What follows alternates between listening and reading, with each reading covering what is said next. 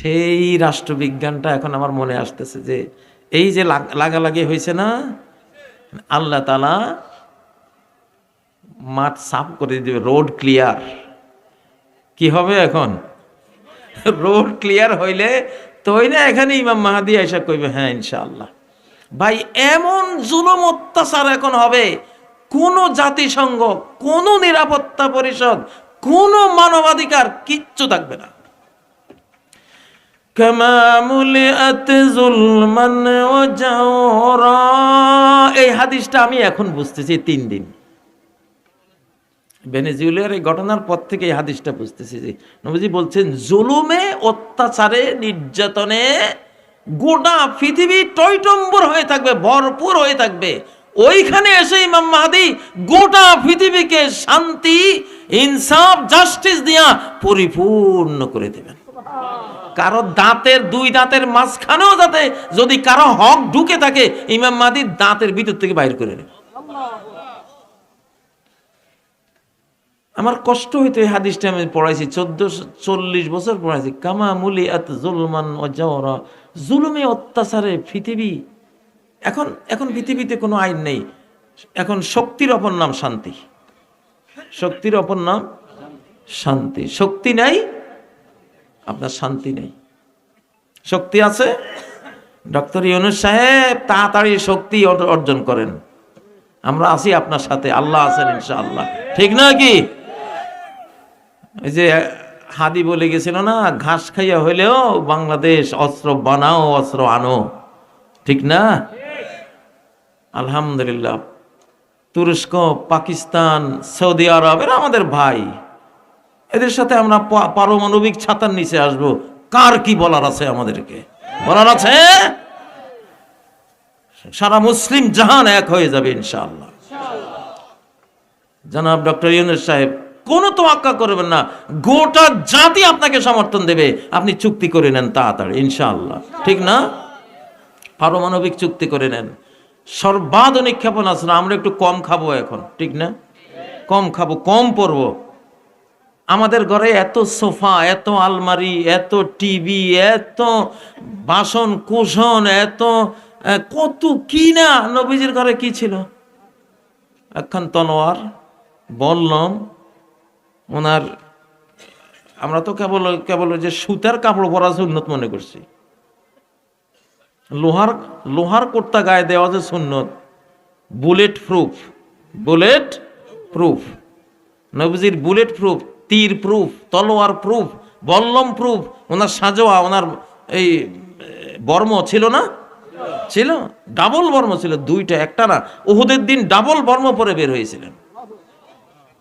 তাহলে আমাদের bullet proof লাগবে না? বোমা ফাটলে যে চতুর্দিক থেকে স্প্রিন্টার আসি এফড়ো ওফড়ো করবে। আমাদের তো এখন লোহার জামার দরকার, বুলেট প্রুফ জামার দরকার। ডক্টর ইউনূস সাহেব 20 কোটি অর্ডার দেন ইনশাআল্লাহ।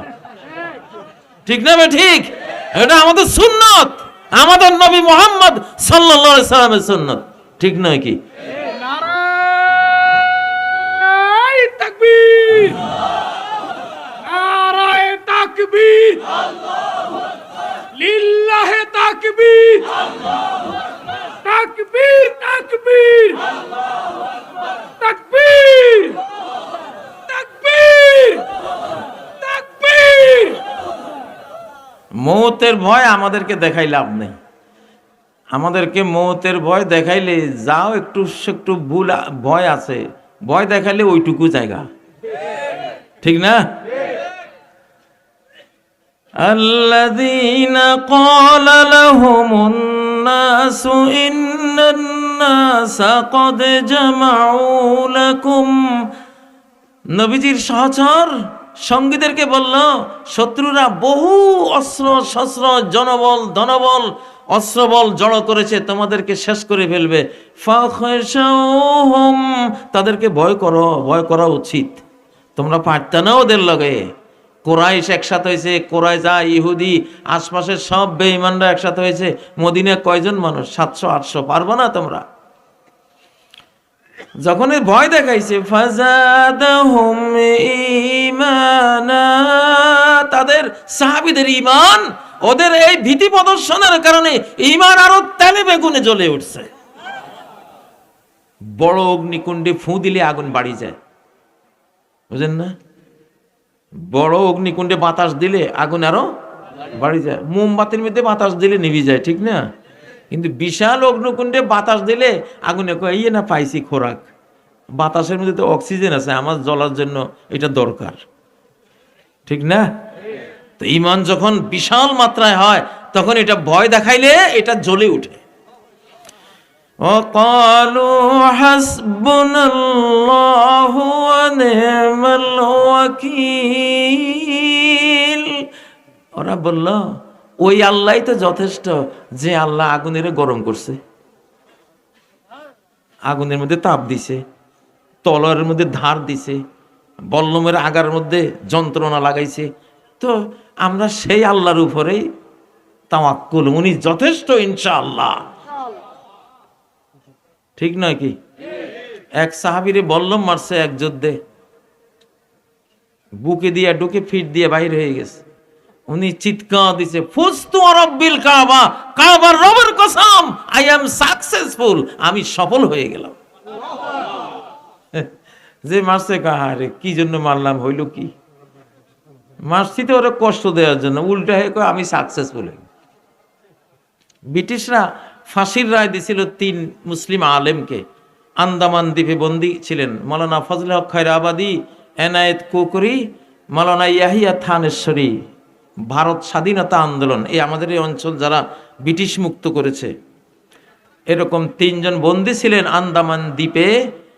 সেখানে ওই 3 আলেমের ফাঁসির রায় দিয়ে দিছে ওরা। রায় দেওয়ার পরে ধরেন আগামীকালকে ফাঁসি কার্যকর হবে। আজকে গোয়েন্দা পাঠাইছে ব্রিটিশ সরকার মুসলমানদের দুর্গতি, এই 3 জনের কান্নাকাটি, চোখের পানি, আহাজারি, এগুলি রেকর্ড করার জন্য। যাইয়া দেখে 3 জন আলেমের প্রত্যেকেই একটু চুল টুল সাজাচ্ছে, নিজে রেডি হচ্ছে, জামা কাপড় ধুইতেছে। তো গোয়েন্দারা কয় আপনাদের কি ব্যাপার, সাজ হবে, ঈদের মতো সাজতেছেন? কালকে বন্ধুর সাক্ষাৎ আমাদের। আল্লাহু আকবার। কে ইয়ারে ওয়াসলে, কে ইয়ারে বরখুরদাজ ওয়াসলে ইয়ারে, কালকে হলো ওই দিন যে এক বন্ধু তার বন্ধুকে পেয়ে আনন্দের সুফল ভোগ করবে, কালকে আমাদের সেই দিনটা। আল্লাহ কয় আমারে ভালোবাসবি, তাহলে জান নিয়ে নেব, জান নিয়ে তোরে চিরস্থায়ী হায়াত জান্নাত দিয়ে দেব, রাজি আছো? তো এই জান তো এটা এমন যাইবে অমন যাইবে, কোন এটা রাখে লাভ আছে?